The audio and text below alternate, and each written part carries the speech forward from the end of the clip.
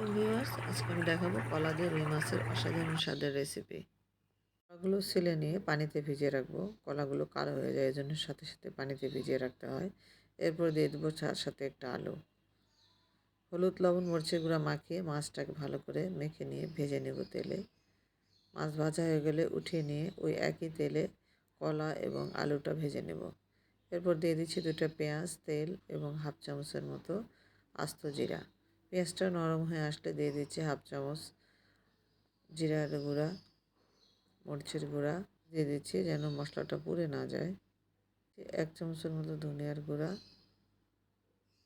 Half চামচের মতো হলুদ মরিচের গুঁড়া। তেল উঠে আসলে দিয়ে দেবো ভেজে রাখা কলা এবং আলু। এটাও সুন্দরভাবে মশলার সাথে ভাজা ভাজা করে নিয়ে দিয়ে দেবো পানি। ওয়েট করব আলু এবং কলাটা সিদ্ধ হওয়া পর্যন্ত। কলাটা প্রায় সিদ্ধ হয়ে আসছে, এই সময় আমরা ঝোলের জন্য পানি দিয়ে দেব। দিয়ে দিচ্ছি ভেজে রাখা মাছগুলো, মাছে বলক আসা পর্যন্ত। দিচ্ছি 1/4 চামচের মতো গরম মশলার গুঁড়া। আবার একটু ঢেকে দেব।